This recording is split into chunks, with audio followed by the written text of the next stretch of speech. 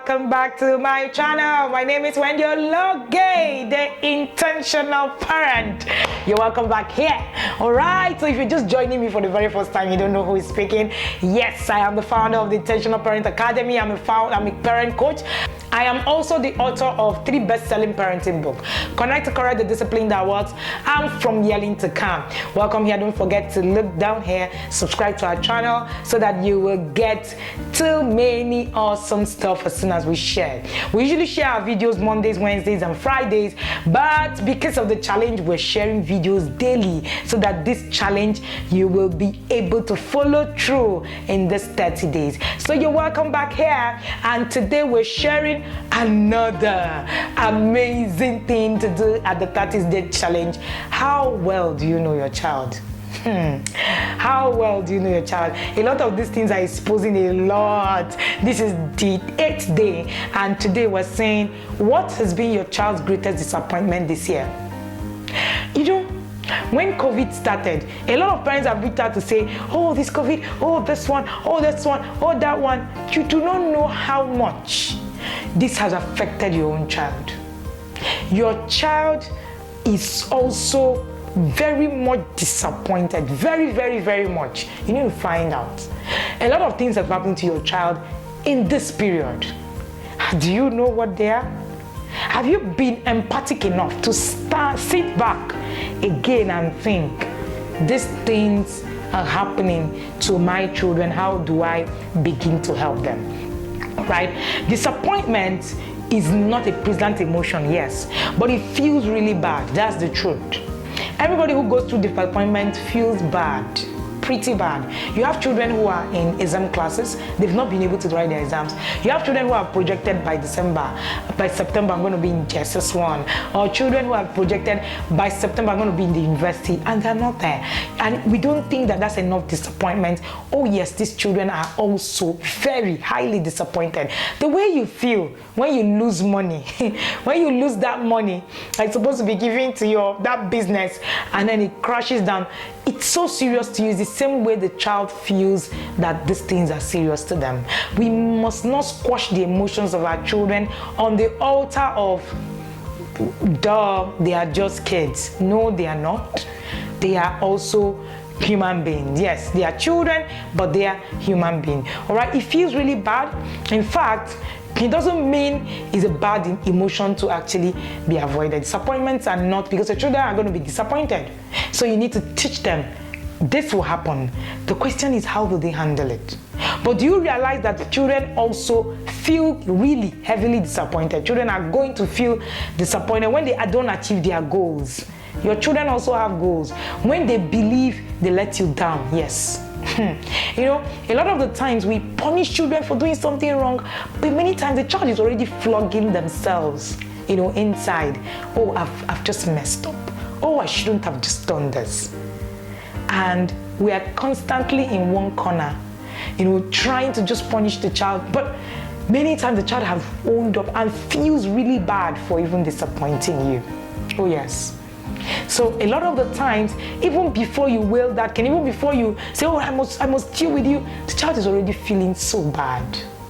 I remember one of the speakers shared at the TIP annual conference. If you were not at that conference, please, and you're watching me, please look at this playlist, check it out, and in fact, go through that conference. It's amazing. Shared how his son made a mistake, and, you know, she called, you know, gave up the consequences, said this is what will happen, why will you do something like this, and all that and all that.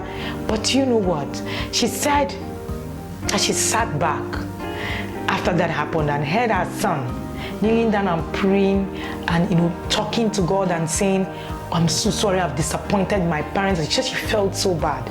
So children also feel that way. Oh yes. So psychology says disappointment is actually a healthy and positive emotion. All right, it plays an essential role in your child's emotional well-being, their intellectual, and also their social development. But if only if, that if is also a very big if, yeah? Your children understand the real value in helping them to achieve their goals. So disappointment is good. So your child can actually learn from disappointment. Now, stay with me. Disappointment is probably the most immediate emotion a child feels and experiences after they've gone through failure. All right? So it is natural to feel disappointment. Disappointment is a natural process. So it is a response to failure. That's the first response to failure. But some children react to their disappointment in ways that actually begin to increase the likelihood of more failure and disappointment. So your natural tendency when you see your children, feeling bad, is to try to make them feel better. Yes. The child just, let me just help the child. Oh, I really need to help the child do this. Oh, it's my job to help the child. The truth is, you need to allow your children own their process. And a lot of the times, we actually think that our children's failure are our failures. No, they're not. I've also been there. I remember one of those days that our son had gone to school and had hit someone in school. So we don't hit at home. He's never hit anyone in school, but that day he did. And then even while the teacher was trying to give him a long rope and say, oh no, it's Ayo, he doesn't really hit people. Oh, this one. But at some point I was going to take it as my failure. I was going to take it as, why will he do that? After how many years of being in the same school, why will he ever do that? But you know what? He was able to own the responsibility of that, failure in whatever. And then he decided to take responsibility and deal with it. And that helped him to move from point A to point B in his ability to take responsibility. Studies actually show that mollifying your child with excessive expression of affection or by buying them gifts, though it may bring them some immediate relief, but the truth, it does not really make them, it makes them feel better, just temporarily, but it does not really, do them any good eventually. It does more harm than good. So you want to allow your child to be able to go through the process themselves. Your children need to be able to just sit with their own disappointments and ask questions. You need to understand that your child will need to sit back with their own disappointments and say, what did I do wrong and why? Why do I feel so bad about this? What can I do to get over this feeling?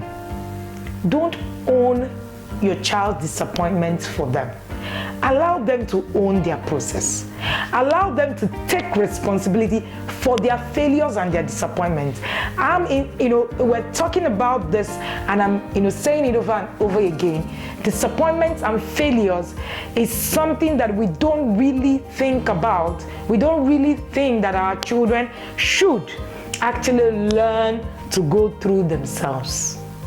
Yes, your children need to understand that failure is part of life. Teach them how to build on it. So when you get back to this challenge, ask them what they are most disappointed on from the beginning of this year till now, and then begin to look at the process again and ask your children, okay, you're disappointed in this, that, why? Teach them how to sit with their disappointment and how to deal with it.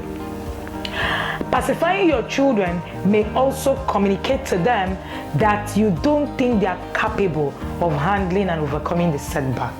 Oh yes. So it also builds a child who does not have, a good self-esteem. Remember, these things we're sharing will help build the self-esteem of your child. You need to allow your child take responsibility for their disappointments and their failures. Yes, don't take it for them. It's not for you. It doesn't belong to you. It's theirs. Let them own their process. Let them be able to also survive after a setback. It is a survival skill to deal with failure. If you groom a child who can't deal with failure, that's why we're seeing children who are, committing suicide at the slightest, error that happens to them, because we're continually shielding them from disappointments of life. You can't shield your child from disappointment because they need to actually feel it and be able to actually deal with it. Your reaction will only interfere with your children's ability to surmount future obstacles, and it will make disappointment more painful in the future. So they need to get used to the fact that they are going to be disappointed. So if they learn it now, they learn it keeps mounting, people will disappoint them. A lot of things will disappoint them. So they need to learn it now. The question is, are you willing to really teach your child through this process? Are you willing to even, sit back and ask your child what they feel, how they feel about a situation? So the challenge today is, do you know when they feel disappointed? If you're not connected to your child, you won't even know what happens to them. So you want to begin to look at things, deeper than just, oh, I just know my child. Do you know when they feel disappointed? Today, take this challenge today. I would like you to share with us. Have you ever seen your child go through disappointments? What did you do? How did you handle that situation? Chat with us in the comment section. Share with us. And if there's anything that you have seen us look or think about or talk about that you cannot understand, please write in the comment section and we will do a video for you so that you will be able to understand that. I remember that a lot of the times, I remember someone sharing at the Intentional Parent Conference recently. If you are not part of that conference, please look at the playlist right here on the YouTube channel and play that conference. I remember one of the speakers was talking about teaching our children the failure process. This is one thing that we have hampered on over the years. Even for our children who are growing up, we've told them failures are going to come. What matters is what you do with them. So today, find out what are those things that your children have failed on, how disappointed were they, and tell us what the feelings for them was like. See you again in the next video. My name is Wendy Ologe, the Intentional Parent. See you tomorrow as you take the next challenge.